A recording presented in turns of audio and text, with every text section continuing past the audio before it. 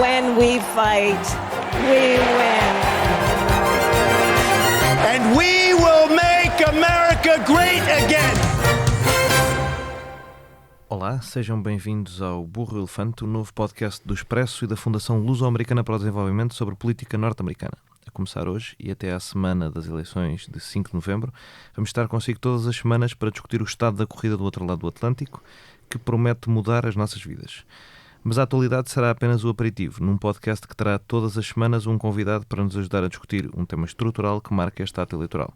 Para além do imediato, vamos tentar discutir as forças por trás das grandes transformações políticas a que assistimos nos Estados Unidos. Comigo tenho o Pedro Magalhães, investigador do ICS, focado em eleições e democracia. Olá, Pedro. Olá, João. E eu sou o João Maria Joanesse, sem estes pergaminhos, mas com uma obsessão por este tema.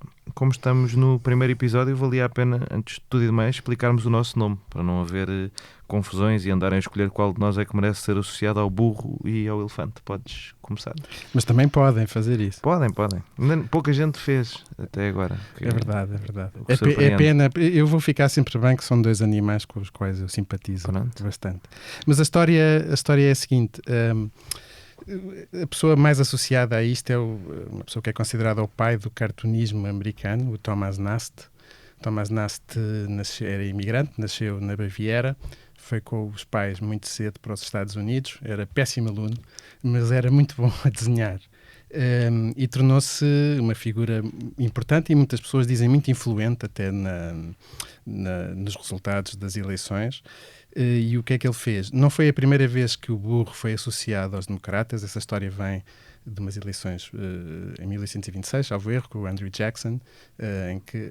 28, em que lhe chamavam Jackass. Ele gostou da ideia porque quis associar essa imagem a de uma pessoa obstinada. E depois, muitos anos mais tarde, o Thomas Nast recuperou essa ideia nos seus cartoons. E é também ele também não foi quem originou essa ideia, mas é também ele que acaba por associar nos seus cartoons o elefante ao Partido Republicano. É importante dizer que o Pedro está a ler uma biografia do Thomas Nast, portanto, mais referências a Thomas Nast podem surgir. E também lembrar que há sempre estas coisas sobre o que é que tem impacto ou não numas eleições desde o século XIX e nunca ninguém sabe muito bem dizer o que é que teve impacto ou não. É verdade. Pedro, queres seguir para apresentar a nossa convidada, a nossa primeira convidada? Sim, nós vamos ter sempre um convidado ou uma convidada, e a convidada de hoje é a Mafalda Pratas. A Mafalda Pratas cresceu em Lisboa, mas nasceu em Minneapolis, no estado de Minnesota, o que faz dela pelo menos a segunda pessoa mais interessante que nasceu em Minneapolis, sendo que a primeira é obviamente o Prince. Licenciou-se em Economia e Ciência Política na Universidade do Illinois e terminou há muito pouco tempo o doutoramento em Ciência Política na Universidade de Harvard. Ela faz investigação sobre comportamento eleitoral, sobre a forma como este comportamento é afetado por instituições e pelos partidos políticos e também sobre os temas da desigualdade política e da representação, estudando vários países europeus, mas também os Estados Unidos em perspectiva comparada. A Mafalda escreve também uma coluna quinzenal no Observador. É uma coluna que eu queria aconselhar muito, porque é um bocadinho diferente daquelas colunas pastilha elástica, mastiga, deita fora. É uma coluna que se pode ler muito tempo depois dos eventos de que ela fala. Está ligada à atualidade, mas fala também de muitas coisas estruturais. São colunas muito informadas, muito pensadas. A Mafalda é uma pessoa brilhante e, portanto, nós estamos muito contentes em ter-se juntado a nós deste primeiro episódio. Olá, Mafalda. Olá, bem com esta introdução. Não sei se vou conseguir chegar a essa caracterização durante o episódio. Está descansada. Obrigado por teres aceitado este convite. Eu não tenho a certeza absoluta ainda, há uma pessoa a quem eu tenho de perguntar, mas eu julgo que és a única convidada que pode votar nas eleições americanas, é verdade? Sim, é verdade, eu posso votar, desde sempre votei. O meu primeiro voto foi em 2012, portanto na segunda eleição de Barack Obama. E desde então votei sempre ou no estado do Illinois, no Midwest, onde vivi, ou no estado do Massachusetts. Ambos os estados, como muitos ouvintes não saberão, vais decidir a eleição. Não, exatamente, não vou decidir a eleição. No entanto, o meu distrito para a Câmara dos Representantes é um distrito bastante competitivo. A certa altura era um dos mais competitivos dos Estados Unidos, porque tem quer votantes liberais, normalmente ligados à tecnologia e à universidade, mas também votantes mais, digamos, rurais ou votantes mais da América suburbana tradicional e, portanto, é um distrito, apesar do meu voto presidencial não valer a pena, o meu voto para o Congresso vale a pena. Certo. E costumas votar em todas as eleições? Sim, costumo votar em todas as eleições. Incluindo governador, não sei o quê. Isso é que foi, Sim. que foi competitivo no Massachusetts altura. Também. Olha, nós normalmente vamos iniciar este podcast com, digamos, alguns minutos sobre a atualidade, sobre o que é que aconteceu na última semana, mas como este é o primeiro episódio, a última semana é pouco. E o que eu te queria pedir... Apesar de ter sido uma boa última semana. Foi uma boa última semana com o debate, mas o que te queria pedir era que nos dissesses qual é a tua história sobre como é que chegámos aqui, quer dizer, como é que chegámos a este estado desta corrida presidencial. Como é que avalias, como é que tratas estes últimos anos? Sim, eu acho que a resposta a essa pergunta pode sempre ir tão para trás quanto nós quisermos, não é? Portanto, dizer que algumas das correntes políticas que se vêem hoje em dia são correntes já que se vêm tendo vindo a desenvolver há décadas, mas eu acho que se calhar para nos focarmos mais na atualidade, eu diria que há dois lados para responder a essa pergunta. Por um lado, porque é que são estes os candidatos específicos que estão de um lado e do outro, não é? Porque é que Kamala Harris a candidata democrata e porque é que Donald Trump é o candidato republicano. E por outro lado, porque é que a eleição parece estar, de acordo com todas as sondagens, extremamente empatada, não é? Como eles chamam um toss-up, é quase como atirar uma moeda ao ar e pode ganhar um ou outro. Porque é que está tão competitiva, tão empatada nesta altura do campeonato? E se calhar para muitos eleitores portugueses e europeus isso pode ser um bocadinho estranho, porque acham que Donald Trump é uma figura que num sistema partidário europeu não conseguiria ter tantos votos, mas nos Estados Unidos aparentemente cerca de 50% do eleitorado, um bocadinho menos, parece votar nele e gostar dele. Desculpa interromper, Mafalda, só uma pequena pergunta sobre isto. Nos dias que se seguiram ao 6 de janeiro, tu alguma vez imaginaste que Donald Trump tivesse um futuro político? Pois, eu acho que essa de facto é a grande questão desta eleição e que eu não tenho visto muito bem analisada e que eu espero que no futuro se venha ainda a fazer esta história, que é porque é que depois de 2020 o Partido Republicano, ao contrário de quase todos os partidos políticos do mundo, em que quando um candidato perde, geralmente é substituído e há outro líder e que vai tentar, não é? Novamente na eleição seguinte, porque é que o Partido Republicano ficou tão colado a Donald Trump e porque é que teve tanta dificuldade em arranjar um candidato alternativo? É evidente que em 2020 o candidato seria Donald Trump, que era, portanto, o incumbente, isso é a palavra geralmente americana, há quem não goste, mas é a palavra americana para o candidato que está no governo, na presidência. Nós aqui vamos ter muitos anglicismos, vamos bater o recorde, se calhar. Exatamente, e não é muito bonito, mas às vezes tem de ser. E tem sentido que em 2020 fosse, obviamente, Donald Trump candidato, mas porquê é que em 2024 não surgiram outras alternativas, não é? Porque é que não surgiu, a certa altura falou-se muito de Ron DeSantis como um potencial substituto de Donald Trump, mas o próprio falhou muito cedo nas primárias contra Donald Trump. Nikki Haley também não teve grande sucesso eleitoral e, portanto, deu a entender que a base do partido quase que se impôs um pouco, talvez, às elites do partido. E eu acho que, de facto, esta é uma pergunta que não está muito bem respondida. Eu posso tentar dar uma ou duas pistas porque é que talvez isto seja assim. Acho que, sem dúvida, o facto de, no sistema partidário norte-americano, que é um sistema de base presidencial, os partidos têm extrema dificuldade em arranjar líderes que não sejam os presidentes quando estão na oposição.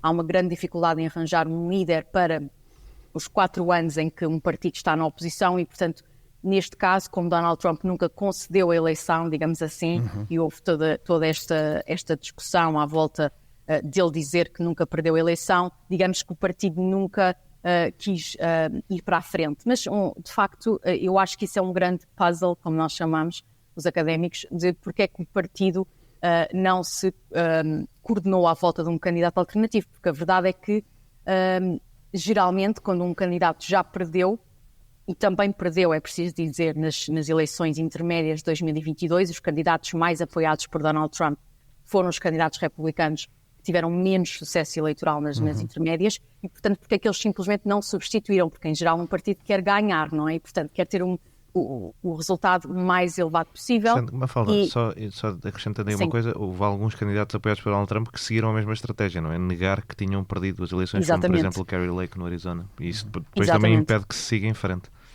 Sim, mas, por exemplo, olhando para o estado do Ohio, que o Pedro conhece bem, que é o estado do candidato vice-presidencial, J.D. Vance, é um exemplo ótimo, porque nas eleições intermédias, o governador atual, Mike DeWine, que é um governador mais, digamos, de uma ala menos extremista do Partido Republicano, é um republicano mais tradicional, valores conservadores e economia menos estatal, digamos assim, mais liberal, com menos impostos, teve um resultado muito superior e uma eleição muito mais confortável do que J.D. Vance, que era o candidato mais trumpista. E quem foi escolhido, apesar de tudo, para ser candidato vice-presidencial é alguém como J.D. Vance e não alguém como Mike DeWine. Eu acho que também é possível, para além dessa dificuldade em coordenar toda a elite do partido num candidato alternativa a Donald Trump, há talvez dois fatores, que é, por um lado, estas elites temem que a base de Donald Trump, sendo tão motivada para o apoiar, não é? Sendo tão intensa aparentemente, não iria abandonar durante as primárias e, portanto, algumas elites, se calhar, perceberam que se calhar o mais fácil seria deixá-lo concorrer outra vez para, numa próxima eleição, então aí sem Donald Trump terem a sua real chance de ser eleitos, não é? E falo aqui talvez de Ron DeSantis, mas a verdade é que não foi possível coordenar o partido à volta de um candidato alternativo. E eu acho que sim, a estratégia dele de nunca negar ter perdido a eleição foi também, ajudou a criar essa narrativa de que ele permaneceu o líder do Partido Republicano durante estes últimos 4 anos. Ele foi o líder efetivo do partido, não foi outro líder, não houve outra pessoa que surgiu para tomar o seu lugar. E, portanto, aqui estamos com Donald Trump. Pelo contrário, e isso é a parte mais gira, é que Kamala Harris representa precisamente o oposto. Representa precisamente, ela é a candidata porque as elites do Partido Democrata se coordenaram à volta de uma candidata para substituir Joe Biden, porque deixa-me só perguntar-te aqui uma coisa antes de aprofundarmos no Partido Democrata, só no Partido Republicano, que é, não dirias mais que para além da falta de coordenação são apostas falhadas? Porque eu diria que para o histórico de níveis de coordenação em primárias que têm acontecido nos grandes partidos americanos, a coordenação de financiadores e de grandes apoios à volta de Jeb Bush, e depois a coordenação, já recuando até 2016, e depois a coordenação de última hora, vamos escolher alguém que lhe consiga ganhar nesta reta final à volta de Ted Cruz, que até contou com o apoio de Jeb Bush, e depois a coordenação de 2020 à volta de Ron DeSantis, até foi grande para os padrões históricos ou seja, os partidos americanos são fracos, não é? Mas até houve muita gente, eu diria que até se calhar há mais ineficiência das apostas escolhidas, particularmente em 2016, e em 2020 isso que falavas, mas se calhar mais isso, ou seja, o medo de atacar Donald Trump porque acham que isso vai dificultar hipóteses futuras, porque têm medo do ataque de volta. Donald Trump teve em julgamentos consecutivos a ser defendido pelos seus opositores políticos durante uma primária. Isso é pouco normal. Portanto, se calhar pedir-te para aprofundares um bocadinho esta ideia da coordenação, porque eu de fora tive a ideia que houve alguma coordenação à volta de alternativas. Talvez tenha havido uma coordenação ao nível das elites, não tanta como se calhar devia ter havido, porque digamos o campo das primárias permaneceu com muitos candidatos, especialmente em 2016, durante algum tempo, e já houve alguns cálculos sobre se as massas se tivessem coordenado e, portanto, se todos aqueles que não votaram em Donald Trump como primeira opção se tivessem coordenado noutro candidato, os eleitores Donald Trump ganhou com menos de 50%. Exatamente. Né? Portanto, Donald Trump não tem a maioria, tem uma pluralidade, mas não tem a maioria da primária republicana em 2016. Mas também é verdade que Donald Trump provavelmente era a segunda escolha de muitas das pessoas que votaram noutros candidatos, e aí acho que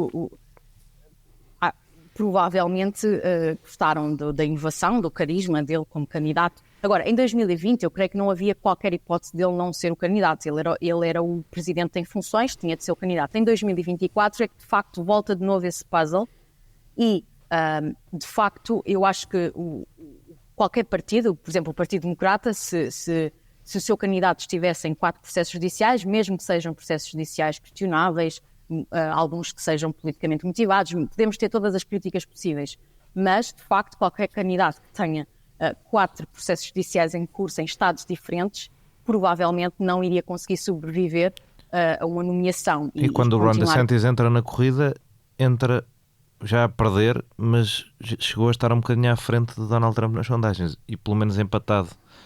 Portanto, o que eu diria é que, se calhar, mais do que não ter havido essa vontade, a campanha do Ron DeSantis foi uma coisa particularmente desastrosa. Não, eu acho que talvez o que se passa um bocadinho no Partido Republicano, e isto sempre foi uma dificuldade histórica no Partido Republicano, é alinhar, digamos, aquilo que as elites conservadoras e especialmente as elites ligadas, portanto, às empresas e, digamos, ao mercado querem, e aquilo que a base eleitoral quer. E muitas vezes estas duas coisas não são, não levam à mesma conclusão. E eu acho que provavelmente o que se passou um bocadinho com o Ron DeSantis foi isso, ele era claramente o candidato que as elites prefeririam, mas provavelmente não é o candidato que apele mais à base, e portanto nessa mas apresentando-se luta à direita do Donald Trump, isso é que foi curioso, apesar de muita gente em Portugal ter dito que era a Sim. escolha moderada. À direita agora, porque, por exemplo, muita gente também, eu conheço alguns votantes na Flórida, democratas, que acham que em algumas coisas ele teve um estilo, antes agora desta sua investida nacional, tinha um estilo de alguma...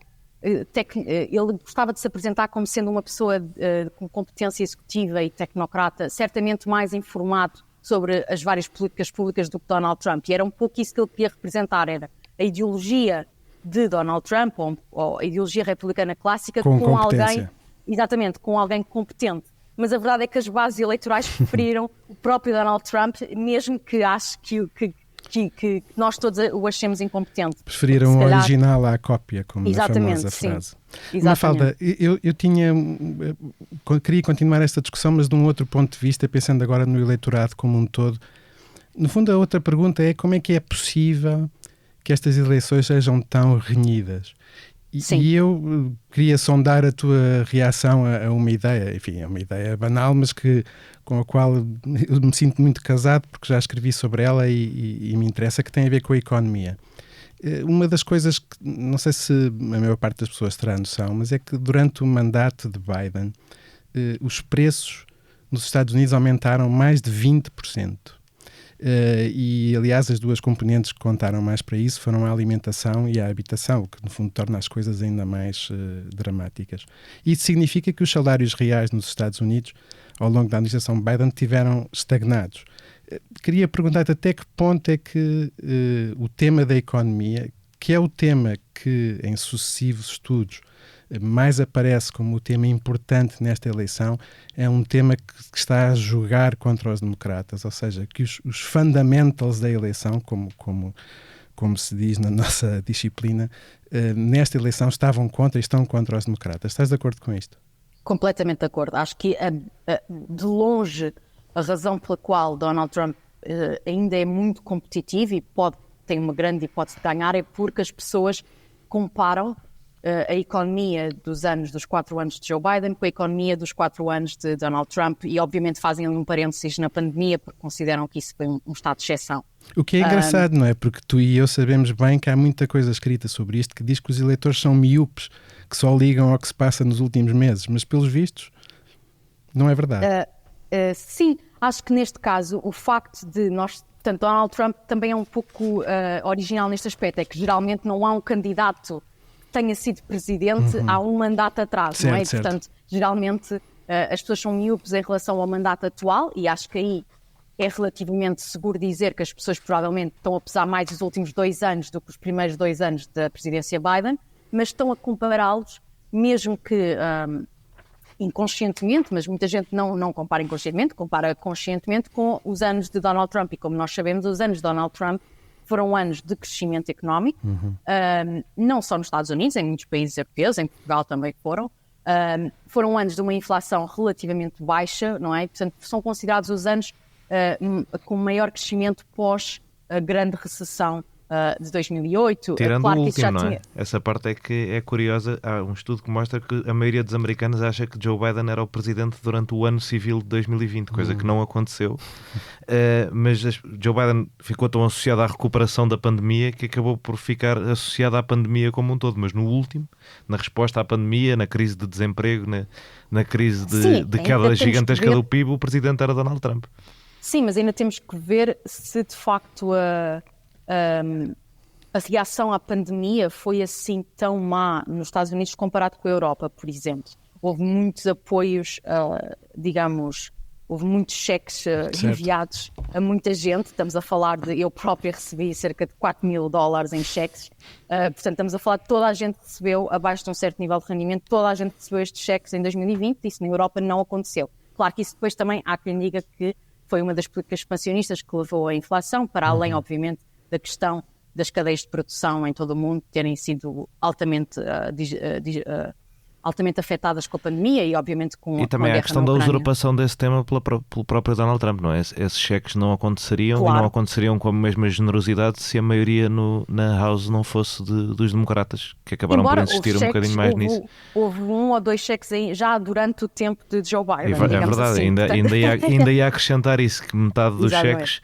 Aliás, foi um tema das eleições especiais no Senado no dia antes do 6 de janeiro na Geórgia, foi votem nestes senhores para vamos receber um cheque de $2.500. Eu lembro que isso era um dos grandes temas da campanha, era que Joe Biden queria dar mais apoios e Donald Trump por ele já estava bom, mas lá está, como disse o Pedro, as pessoas acabam um bocadinho míopes pelo que é recente e pelo que sentiram que era o responsável porque estava no poder na altura. Eu acho que em geral as pessoas, não só nos Estados Unidos, mas nos Estados Unidos acho que as pessoas acabaram por não associar a crise, digamos, da pandemia, a crise económica, a uma crise económica real, digamos assim, porque a verdade é que quando as coisas reabriram, a economia continuou a crescer, voltou a crescer em força e o emprego voltou a ter alguns números recordes de volta ao emprego, etc. E, portanto, de facto, eu acho que aqui a grande história económica é a inflação nos últimos 4 anos. É isso, é que não são os níveis de crescimento, não foram os níveis de emprego, que foram bastante bons, foi a inflação, e as pessoas não estavam recordadas do que era ter inflação, porque sim, obviamente foi um fenómeno completamente novo para muita gente.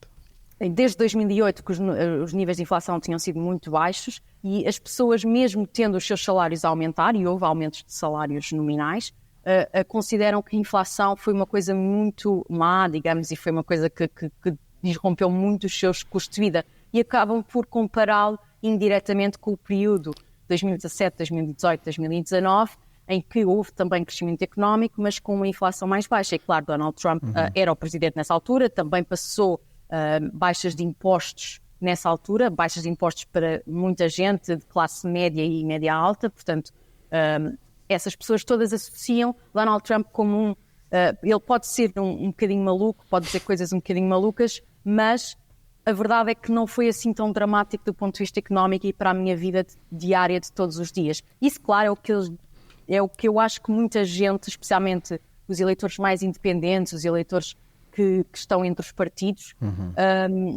avaliam um pouco Donald Trump nessa perspectiva. O que é que os democratas tentam fazer? Tentam, no fundo, tirar o foco da economia e pô-lo mais nas questões sobre a democracia e nas questões sobre o aborto, que foram os 2 grandes tópicos que permitiram um desempenho nas eleições intermédias de 2022 muito acima do esperado aos democratas. E eu acho que outra coisa importante que eles fizeram foi mudar o foco de responsabilidade política, porque afinal o incumbente não é o candidato. Pois, isso é um bocadinho um problema da Kamala Harris. É um bocadinho um problema da Kamala Harris. Problema e vantagem, por outro lado, não? Sim, claro. Ela obviamente tem a vantagem de não ser Joe Biden e, portanto, obviamente está um bocadinho afastada dessa imagem, mas continua a não querer fazer grandes críticas ao próprio Joe Biden e, portanto, está ali um bocadinho de eu sou outra pessoa, estou a propor outras políticas que vão ser melhores para vocês, para eleitores, mas também não quero criticar muito Joe Biden e, portanto, estou aqui numa posição um bocadinho difícil. E a verdade é que Kamala Harris também, como política, nunca foi uma política muito voltada para os temas da economia, não é? É uma política muito mais voltada para temas de justiça, para temas criminais, para temas como o aborto, como os ataques à democracia, coisas desse género, coisas não económicas, digamos assim. E eu acho que essa tem sido, sem dúvida, o grande calcanhar daquilo dela, foi o calcanhar daquilo dela durante o debate, e que ela conseguiu foi que só teve que falar disso durante a primeira resposta, porque depois Donald Trump entrou em espiral. Acabou por ajudá-la. Exatamente. O que muitos republicanos disseram... isco. Exatamente, ao isco provocado por ela. Porque o que muitos republicanos disseram foi ele só tinha de falar de inflação e imigração em todas as respostas e não conseguiu fazer, e nisso acabou por ajudar Kamala Harris no debate, e acaba, sempre que ele o faz, acaba por ajudá-lo na eleição em geral. A ideia de que o tema da imigração ajuda os republicanos e mesmo o da economia tem sido um bocadinho testada por sondagens. Estas sondagens valem sempre o que valem em termos de... porque são subgrupos de resposta e são perguntas que se fazem depois, mas em algumas sondagens Kamala Harris aparece à frente de Donald Trump como a pessoa que os americanos confiam mais para gerir a economia, também em parte porque há bastante gente que responsabiliza Donald Trump pela crise pandémica, apesar de tudo, e há algumas em que os candidatos aparecem mais ou menos empatados na questão da imigração, o que também se liga a uma situação recente em que no Congresso se conseguiu um acordo bipartidário com alguns dos membros mais à direita do Partido Republicano para fazer uma grande lei de resposta à suposta crise na fronteira sul dos Estados Unidos, e Donald Trump fez com que essa lei fosse bloqueada porque, e são coisas que os próprios congressistas que o apoiam dizem, porque sentiu que não o ajudaria na eleição se os democratas dessem uma resposta ao problema. Mas também gostava de explorar contigo para além destas duas ideias, uma terceira, que é se o tema da imigração ajuda de facto os republicanos, se quando eles falam de imigração não falam de drogas e de crime, mas sim de pessoas a comerem gatos. Ou seja, se quando eles falam de imigração se perdem de tal forma no radicalismo das propostas que deixa de ser uma coisa apelativa para as pessoas, de se sentirem mais seguras, de se sentirem menos competição no mercado laboral, e passa a ser uma coisa que afasta as pessoas de tão extremada que é. Sim, eu não tenho sondagens sobre o comentário dos cães e dos gatos de J.D. Vance e ainda de faltam. Donald Trump. Exatamente. Acho que, em geral, eu não sou da opinião de que, por exemplo, um tema beneficia sempre o Partido Republicano. Por exemplo, em todas as eleições, a imigração beneficia o Partido Republicano. Eu não acho isso. E também acho que, obviamente, por exemplo, a gestão da economia depende de quem é que é o incumbente, depende de como é que está a economia, depende de que políticas é que foram passadas. Apesar de tudo, eu acho que essas coisas todas têm impacto. Portanto, eu não acho que a imigração, como em abstrato, se beneficie sempre o Partido Republicano. A verdade é que o Partido Republicano, desde até antes de Donald Trump, mas desde 2016, que Donald Trump fez disso uma bandeira até quase de valores, mais até do que de políticas públicas concretas. Como falaste, ele não quis passar uma proposta bipartidária para tomar medidas em relação à imigração, medidas restritivas, mas mais até na transmissão desses valores. E eu acho que quando nós ouvimos este tipo de comentários sobre malucos, por exemplo, sobre cães e gatos, a maior parte de nós, obviamente, pensa isto vai repugnar muita gente. E eu não duvido que alguns independentes tenham ouvido isso e tenham pensado, bem, isto era o dia-a-dia da presidência de Donald Trump entre 2016 e 2020. Mas também houve muitos eleitores... aquele tema que havia antes das eleições todas, que inventavam sempre uma caravana de migrantes, antes das intercalares de 2018, de 2022 e também em 2020. Eu acho que houve sítios em que isso teve um impacto ao contrário. Havia números sobre isso, pelo menos nas intercalares, que era uma maneira tão desumana de falar da imigração que para os eleitores, particularmente nos subúrbios, ajudou a acelerar a sua transição do Partido Republicano para o Partido Democrata, porque, como dizia bem, isto não foi sempre um tema do Partido Republicano, e os dois últimos presidentes republicanos eram muito mais liberais em relação à imigração, às vezes até com os seus adversários. George Bush, em 92, era provavelmente mais liberal em relação à imigração e comércio livre do que Bill Clinton. Mas esta mudança levou a que estes eleitorados, que são decisivos em muitos estados, falassem deste tema como um tema importante para terem votado democrata pela primeira vez em 2018 ou em 2020. Sendo que houve também, isto também me leva a outra pergunta. Tu ias falar dos outros casos. Por um lado até pode ser menos apelativo para brancos suburbanos nos estados decisivos, e por outro mais para comunidades imigrantes já estabelecidas há mais tempo. Isso vê-se, por exemplo, no facto dos cubanos terem votado tão pouco em Trump na Flórida em 2016, mas já terem votado mais em 2020. Queria saber um bocadinho, ias para aí, portanto, um bocadinho o que é que achas dessas coisas?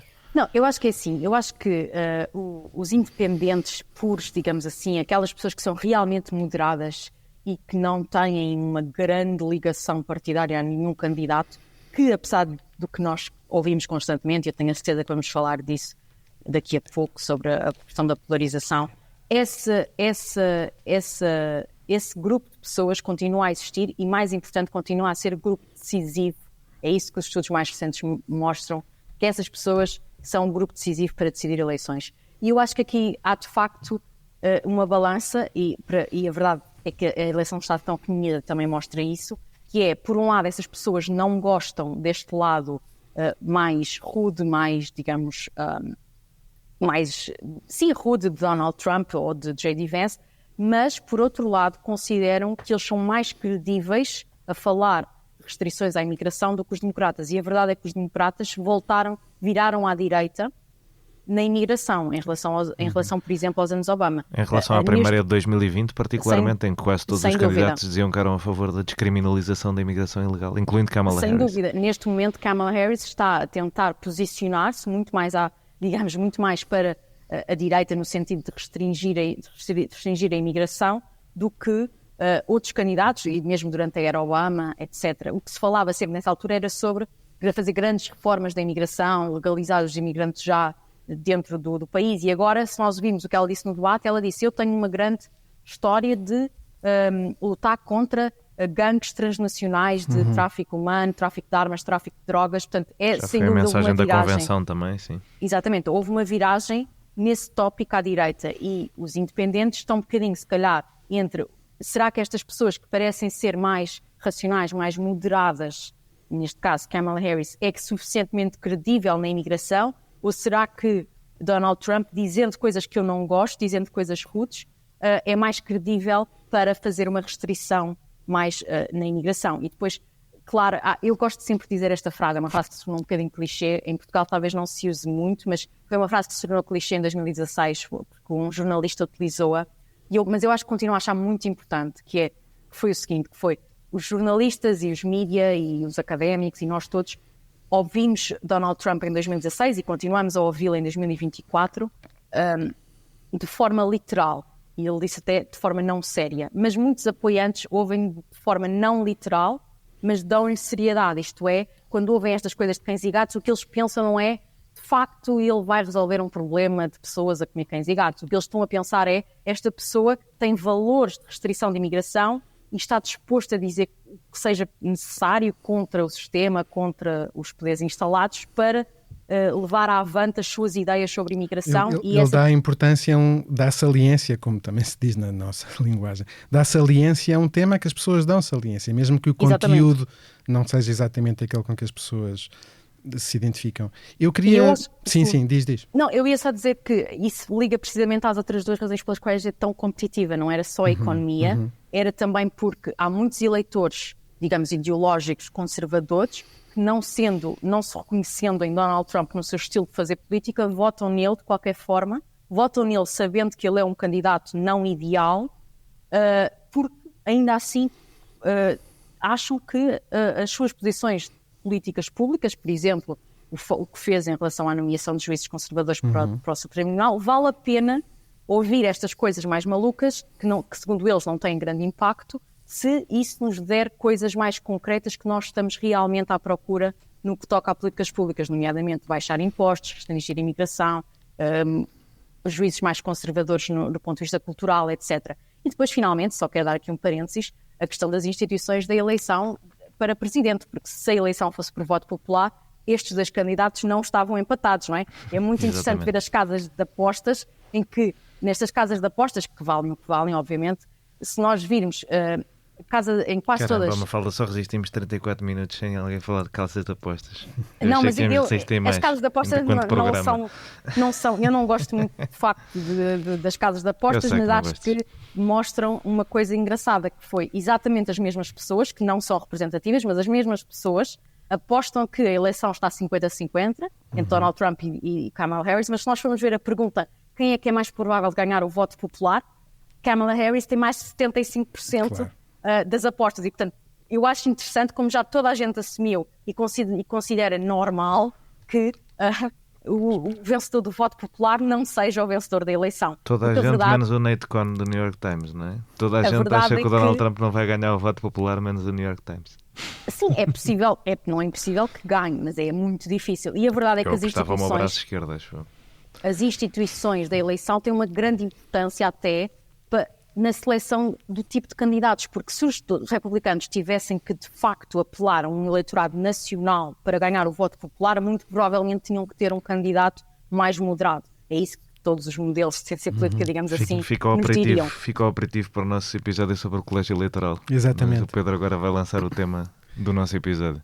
Várias coisas de que falamos até agora remetem para um bocadinho para o tema de fundo que queríamos discutir contigo, que é o que é que divide o eleitorado americano, não é? Nós tendemos muito a ouvir uma espécie de caricatura em que o eleitorado americano está dividido entre democratas e republicanos, cada vez mais parecidos uns com os outros, cada vez mais radicais, cada vez mais extremistas e liberais para um lado, woke para o outro, que fazem exatamente tudo aquilo que os candidatos lhes dizem para fazer, são votantes de fidelidade canina, a polarização ideológica nos Estados Unidos é enorme.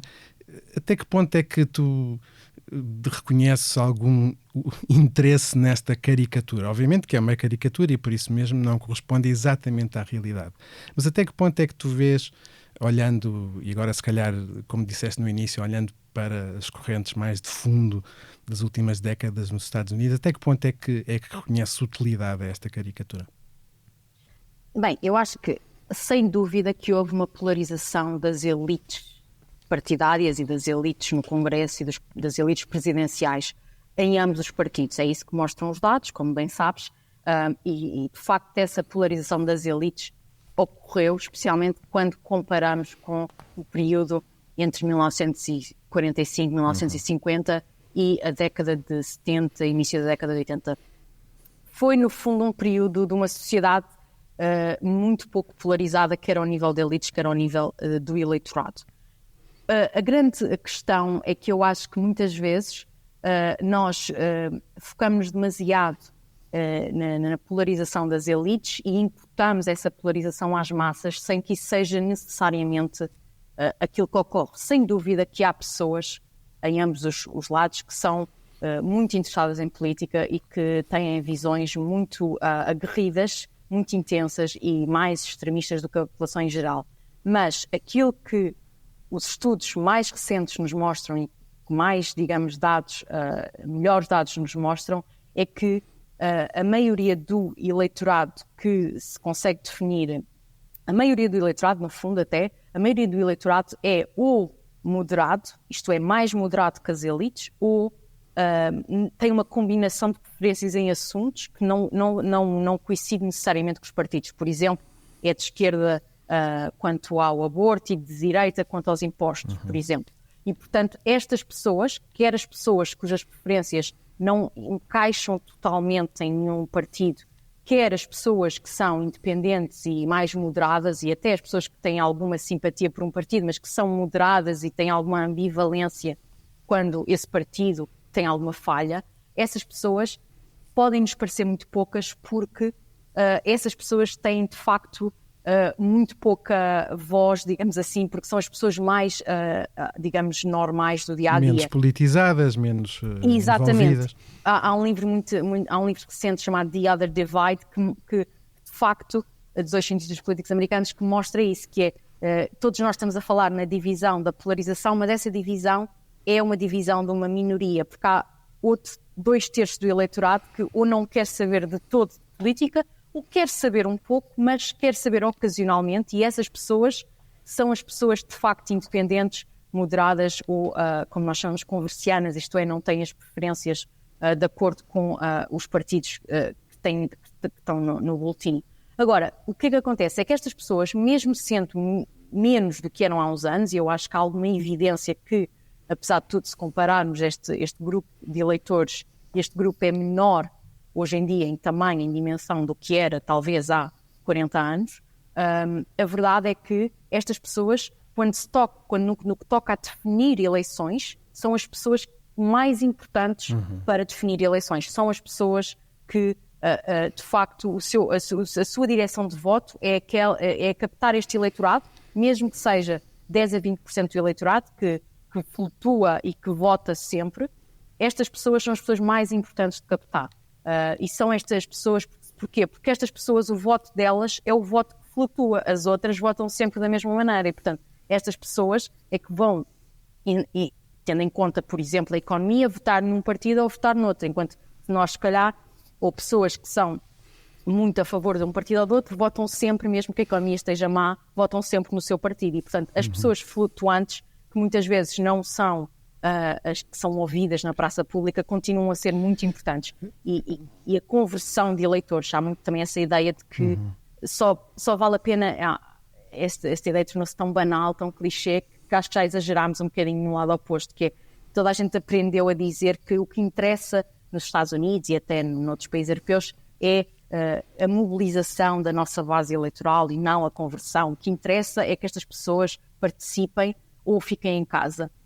Bem, eu só quero, porque há muitos programas de comentário que falam nisto, e eu só quero pôr aqui as coisas, os pontos nos is, que é, em primeiro lugar, em todos os países europeus, há mais gente a mudar entre partidos do que... Há mais mudança eleitoral que vem de pessoas a mudarem entre partidos do que na questão da abstenção. E mesmo nos Estados Unidos, a informação que temos é que as duas coisas estão mais ou menos ela por ela no impacto que têm no resultado final. A conversão continua a ser fundamental, a conversão, isto é, converter pessoas que votaram republicano a votar democrata ou pessoas que votaram democrata na última eleição a votar republicano, continua a ser absolutamente fundamental para o resultado eleitoral. E basta, se calhar, também pensarmos um bocadinho no quão poderoso é este efeito de conversão versus o efeito de mobilização. É que quando nós mobilizamos uma pessoa, estamos só a somar uma pessoa ao nosso lado. Quando nós convertemos uma pessoa, estamos a somar uma pessoa ao nosso lado e a diminuir uma pessoa ao outro lado. Claro. E, portanto, o impacto final é muito maior, é o dobro. Já agora uma nota sobre isto. Um dos conceitos mais importantes para quem estuda eleições nos Estados Unidos e comportamento eleitoral é o conceito de identificação partidária.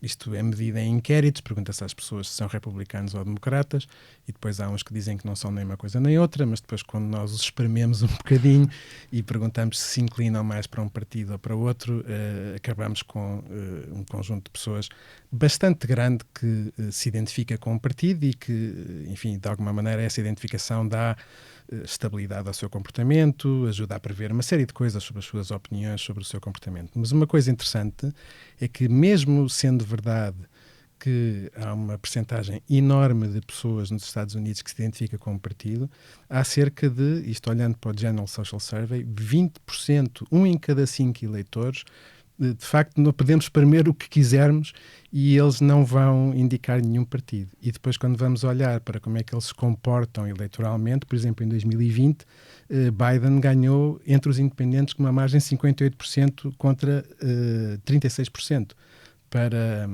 Em relação a Trump. E, portanto, obviamente que estes 20% de pessoas é muita gente e são absolutamente decisivos. Foram decisivos no Arizona, foram decisivos na Geórgia.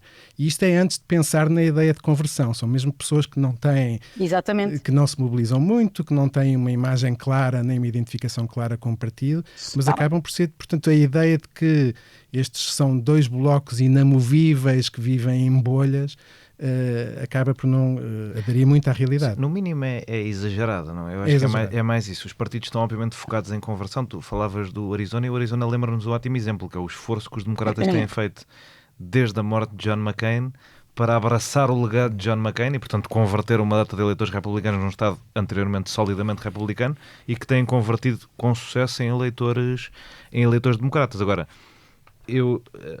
nós obviamente convidamos a Mafalda para desafiar esta ideia de status quo, que os eleitores não se mexem, mas se nós por acaso tivermos, e é neste momento o que as sondagens indicam, uma eleição presidencial com um resultado exatamente igual ao anterior, o discurso vai ser exatamente esse e com alguma lógica, não é?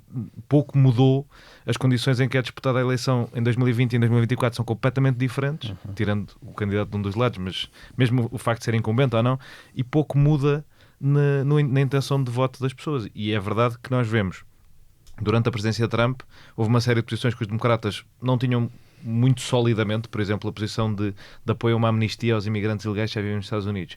E que a partir do momento em que a liderança no Congresso diz não, mas nós somos a favor disto, os democratas mudam 20 pontos a favor dessa posição. São pessoas que de um dia para o outro, a tal lealdade canina de que falávamos, começou a aparecer mais. Os republicanos, antes de 2016, eram genericamente loucamente a favor de intervenção externa dos Estados Unidos em países instáveis e contra tarifas e a favor do comércio livre, e os democratas até eram bastante favoráveis a limitações ao comércio livre. Aliás, Bill Clinton ganhou um bocadinho contra a ideia da NAFTA, não abertamente porque deixou isso para o Ross Perot, mas um bocadinho contra essa ideia. E agora os republicanos são todos contra comércio livre, contra alianças internacionais, e tornaram-se um partido isolacionista. Portanto, eu acho que muita desta narrativa vem de uma verdade, que é as pessoas tinham opinião, os partidos eram de uma maneira em 2016 e são de outra agora porque mudaram os protagonistas e as pessoas foram atrás dos protagonistas, e isto ainda se vê noutra coisa, que é há cada vez menos estados a mudarem de um partido para o outro, há cada vez menos estados em que as pessoas votem de maneira diferente.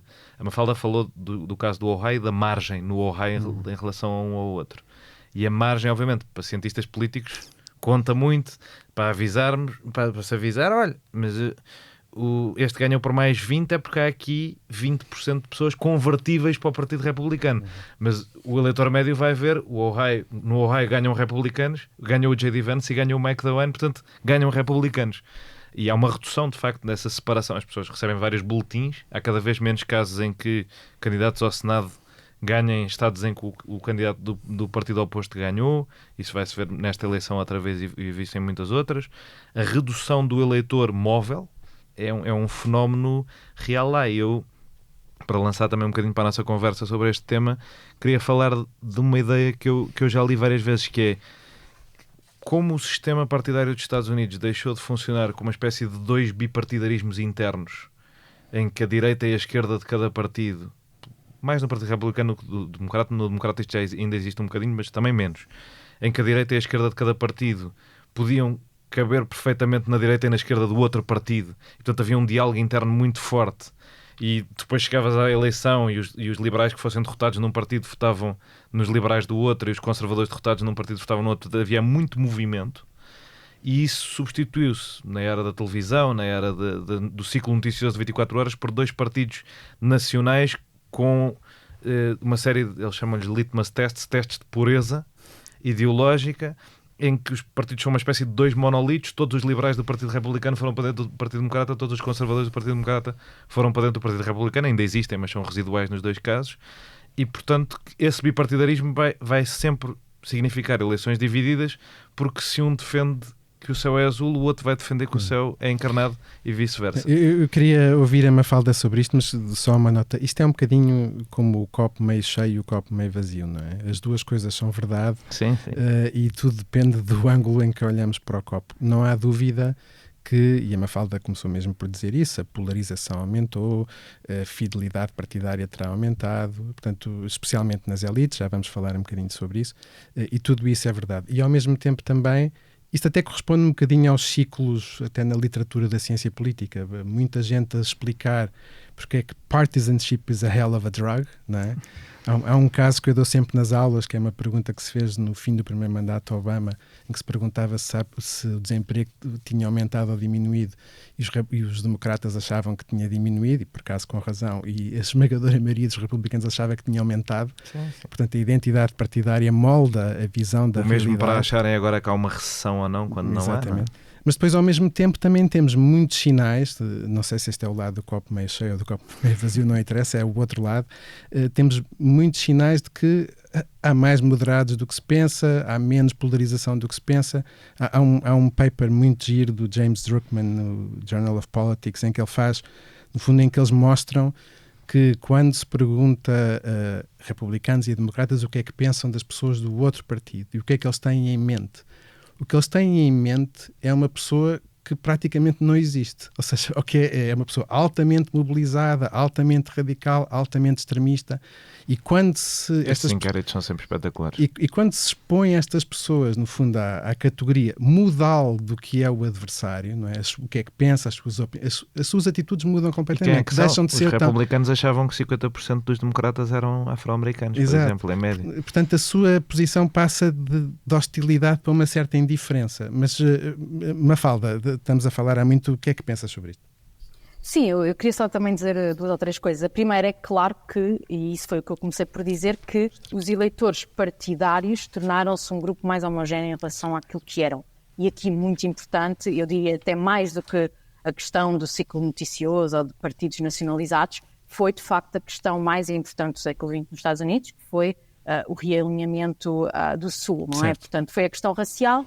Basicamente o que acontecia, a razão pela qual havia 2 partidos dentro do Partido Democrata é porque havia uma ala conservadora do Partido Democrata que, do Sul, mais velha, branca, que era a favor da segregação racial. E a partir dos anos 60, quando isso acaba, começa uma longa marcha progressiva, portanto não é uma coisa automática, as pessoas estes políticos têm que se ir reformando, as pessoas vão mudando. Eu gosto sempre de dizer, vão às eleições de 1992 e hoje em dia aquilo seria completamente aquele mapa seria completamente impossível, e a ideia de que nós termos por isso é que eu já falei delas várias vezes aqui neste episódio, porque é mesmo irreal. Os candidatos democratas eram do Arkansas e do Tennessee, eram 2 brancos do Sul. Isto é completamente, hoje em dia é completamente, e já foi mesmo assim mais de 20 anos após o Civil Rights Act. Foi uma coisa que demorou muito tempo, mas quando finalmente se acabou este processo de realinhamento que durou 20 anos, claro que o que acaba por ocorrer é que, basicamente, quer na economia, quer nos assuntos sociais, os partidos não há uma interseção em lado nenhum. Portanto, não há ninguém, digamos, liberal na economia no Partido Republicano, nem ninguém liberal, conservador nos costumes no Partido Democrata. O próprio Joe Biden, quando começa a carreira, é uma pessoa muito mais conservadora nos costumes tecnicamente num estado do Sul, não é? Sim, Delaware abaixo da Mason-Dixon Line. Sim. E de facto esse realinhamento aconteceu, e há muita gente que diz que é isso que causa também uma certa polarização das elites e eventualmente também uma polarização do comportamento eleitoral. Outra coisa muito importante é que muitas vezes nós estamos, portanto, os eleitores moderados têm que escolher entre duas opções extremas ou 2 opções polarizadas, e portanto eles podem parecer polarizados porque têm que apoiar uma delas, porque não têm nenhum candidato moderado, mas muitas vezes as suas atitudes mais, digamos, mais fixas, não ligadas a um candidato, são muitas vezes mais moderadas. E claro, eu acho que, de facto, muitas vezes esses estudos que eu acho muito engraçados, eu também conheço esse paper, basicamente mostram que a polarização afetiva desaparece desde que nós digamos que a pessoa do partido oposto é uma pessoa basicamente normal, ou uma pessoa que não quer saber muito de política. Sim, mas isto é um cenário, é um mundo fictício, não é? Claro, é um mundo fictício, mas a verdade é que há alguns sinais também que eu acho que mostram que, digamos, o centro continua a ser um sítio vital para os partidos. Certo. Por exemplo, o facto de, a verdade é que Kamala Harris, em relação à primária de 2020, tem hoje uma plataforma muito mais centrista. Se ela achasse que isto não seria necessário para captar votos nos estados-chave, não faria isto. Portanto, eu acho que, de facto, ainda há muita gente, e o problema de muitos estudos e de muitas sondagens, o que acontece é que só perguntam, começam por dizer, excluindo os independentes, e olhando só para os democratas e para os republicanos, eles estão polarizados. Só que, quer dizer, nós não podemos, estamos a excluir um quinto ou um terço do eleitorado, que por sua vez é o quinto ou o terço que vai decidir a eleição. Mafalda, mas isto leva-me para a última pergunta que te queríamos fazer. Independentemente do copo meio cheio ou meio vazio, eu acho que provavelmente estamos de acordo, e já falaste várias vezes durante o programa, que as elites políticas americanas estão muito polarizadas e que a população, o eleitorado, está pelo menos menos polarizado.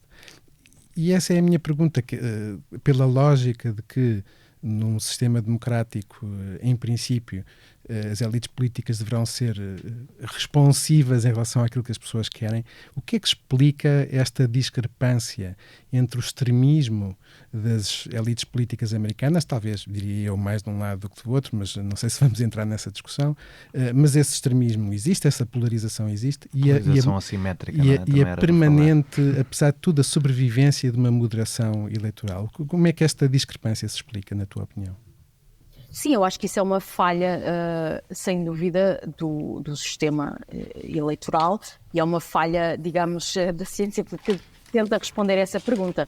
Mas eu acho que há 2 ou 3 coisas que provavelmente permitem que isso continue assim. A primeira é, portanto, o próprio desenho institucional do sistema, que faz com que muitos estados, muitos sítios sejam, digamos, sítios que eles chamam safe seats, não é? Portanto, sítios sem competição eleitoral. E as elites políticas nesses que são eleitas por esses lugares, que são muitos senadores, muitos congressistas, podem, no fundo, ter opiniões muito mais extremistas do que o eleitorado médio nacional ou do que o eleitorado, digamos, até do Estado como um todo, porque estão num sítio extremamente não competitivo, porque no fundo é a competição eleitoral que faz com que os partidos tendam a moderar, não é? Porque se eles só tivessem que apelar à sua base muito pequena, não tinham que se moderar e não tinham que apelar a esse eleitor meio indeciso ou meio independente ou sem afiliação partidária.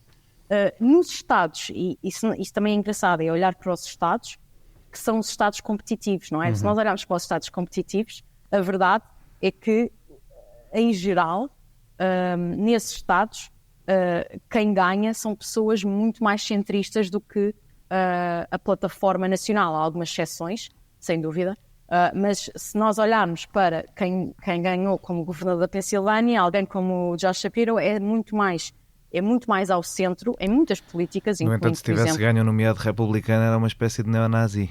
Sim, mas por alguma razão não ganhou. Por alguma razão o Josh Shapiro teve 60%. Daí a coisa da polarização assimétrica de que o Pedro falava também é interessante, não é? Ou seja, sim. Por exemplo, o candidato que ganhou por 1 ponto no Wisconsin, o Ron Johnson, era muito mais radical do que qualquer democrata que ganha em qualquer swing state para o lado do Partido Democrata. Isso é... Sim, os dados tendem a mostrar que, olhando para, digamos, os votos no Congresso, que essa polarização é assimétrica. Eu acho que não há grande discussão académica sobre isso. O Rick Scott, que ganha por 1 voto e depois é contra a segurança social. Esse tipo de coisas não acontecem em sentido inverso no Partido Democrata, não é? Mas eu acho que grande parte disto tem a ver, como eu disse, com o desenho do sistema, com a questão de muitas eleições serem feitas ao nível estadual, obviamente, e portanto não há um eleitorado nacional a quem apelar a um eleitor mediano, como nós chamamos na ciência política.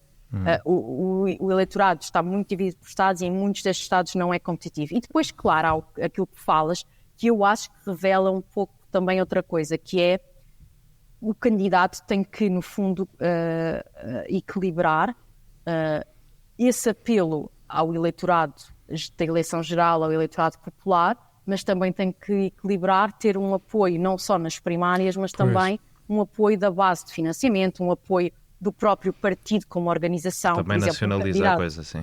Exatamente. Eu ia-te perguntar se não achas que as primárias são, se calhar, o motor principal disto, ou não? Sim, isso é literalmente a questão de $1 milhão. Se é melhor ou se é pior. Digamos, a percepção geral é que, de facto, e a percepção que todos temos é que a primária leva a que haja mais polarização, porque, no fundo, são as bases que são as pessoas mais envolvidas, mais politizadas, exatamente, mais radicais, mais ideológicas. Que e essa é a percepção que nós todos temos. O problema, há 2 problemas nisso. Sim. É que, em primeiro lugar, isso assume que as pessoas que vão votar nas primárias não estão já a pensar também na eleição geral, que não é necessariamente verdade. E segundo, é muito difícil demonstrar isso. Isso ainda não foi demonstrado.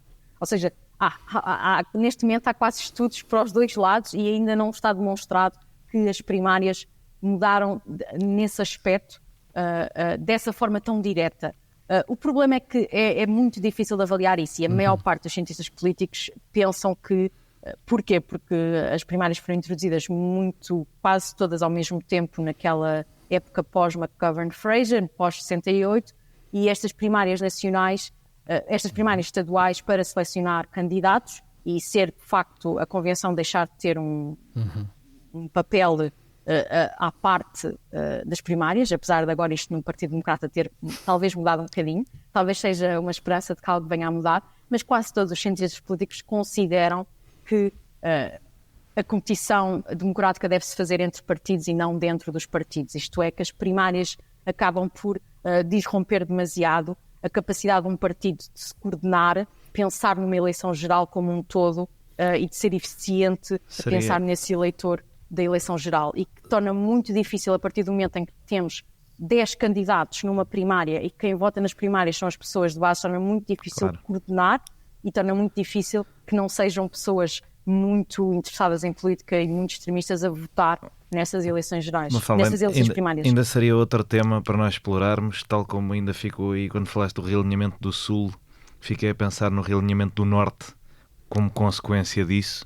Tu, quando falaste no início de que votavas em 2 estados que são de facto estados seguramente do Partido Democrata, como o Illinois e o Massachusetts, ambos em 2018 tinham governadores republicanos e o Massachusetts até tinha em 2022.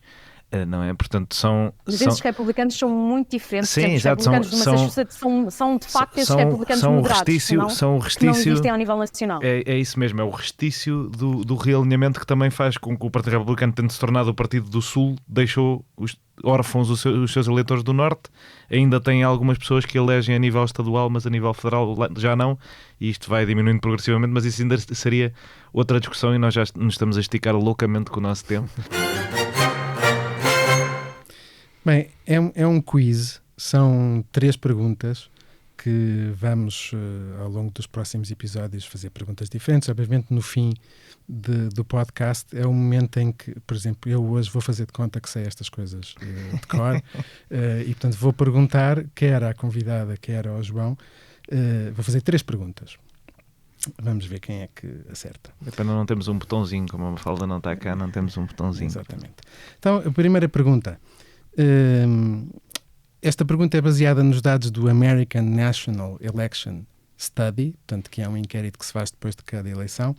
E qual é que vocês acham que era a percentagem de americanos, com 18 ou mais anos, que achavam que não havia diferenças importantes entre o Partido Democrata e o Partido Republicano em 1952 e depois em 2020? Percentagem que achava que não havia diferenças importantes entre os 2 partidos.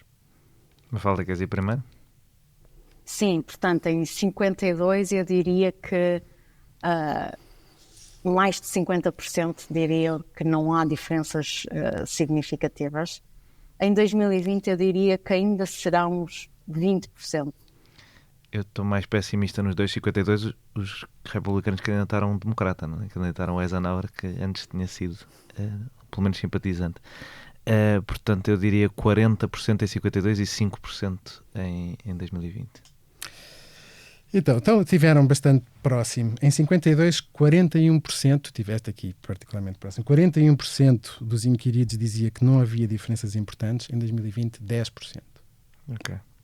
Portanto, claramente a percepção, isto tem tudo a ver com o que falámos aqui, com a ideia da polarização, e que se reflete também na percepção que os eleitores têm de onde os partidos estão. Dirias que se alguém ganhasse era eu, não é? Se fosse para ganhar... Era preciso fazer as contas, não é? Vamos deixar isso para outro dia.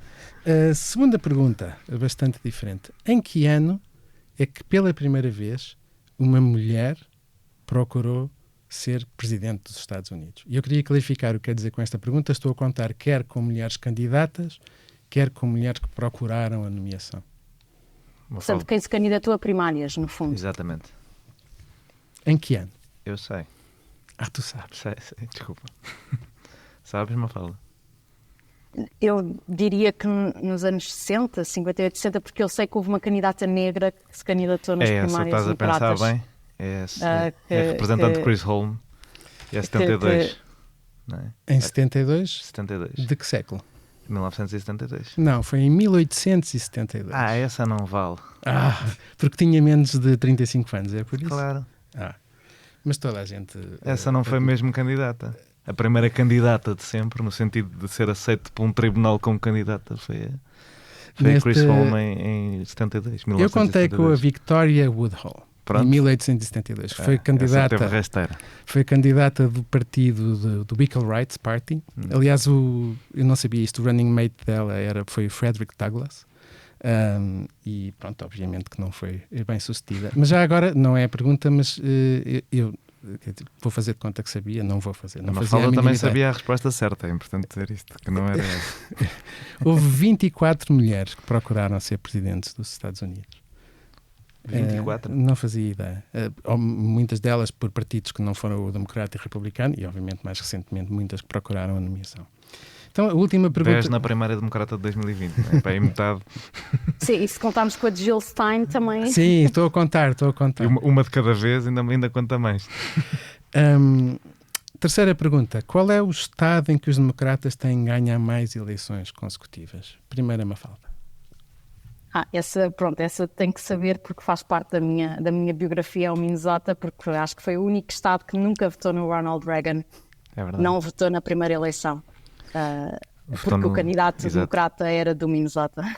Mas mesmo assim, isto não quer dizer que não seja um Estado, quer dizer, não é um Estado hegemonicamente democrata, é um Estado relativamente dividido. Calhou, sabe? Sim, a parte rural do Estado continua a ser, no fundo a parte rural do Estado de Minnesota, como a parte rural do Estado de Illinois, por exemplo, são muito conservadoras, muito vermelhas. E, portanto, muitas vezes nós só olhamos para a cor do Estado como um todo, não é? Só olhamos como é que ele aparece no Colégio Eleitoral, mas se olharmos para o Estado ao nível mais micro... Para os sítios que o Tim Walz representava. Exatamente. Por exemplo, eu posso dizer que, no meu distrito eleitoral, como eu disse, é cerca de 50-50. Acho que Donald Trump teve cerca de 40% em 2020, mas ao lado do meu, Donald Trump teve 80%, e é no Illinois. Portanto, esta diversidade dentro dos Estados existe muito. A questão é qual é que é a hegemonia das grandes cidades e dos centros suburbanos nesses Estados. No Minnesota, a hegemonia de Minneapolis, e no Illinois a hegemonia de Chicago é muito grande e faz com que o Estado como um todo vire mais azul, enquanto no Wisconsin, por exemplo, há menos hegemonia de grandes cidades. Ao estilo da pergunta anterior, tu podias ter dito que a Mafalda estava errada e que era o District of Columbia, não é? Não, mas isso não é um Estado, Exatamente, esta também não foi candidata mesmo, mas pronto. Mafalda, muito obrigado, foi ótimo falar contigo. Sim, muito obrigada pelo convite. Bem, termina assim o primeiro episódio do Burro Elefante, com muitos temas que ficaram por abordar, mas não dá tempo para tudo, e mesmo assim já foi um bom bocado. Muito obrigado à Mafalda pela presença aqui, mesmo que virtual, e ao Expresso e à Fundação Luso-Americana para o Desenvolvimento pelo apoio. Pedro, nós vemo-nos para a semana para continuar a acompanhar as peripécias do Burro Elefante, desta vez com o João Cancela. Sim, vamos falar sobre como é que se vota nos Estados Unidos e sobre participação eleitoral e abstenção. Apareçam. Obrigado. When we fight, we win. And we will make America great again.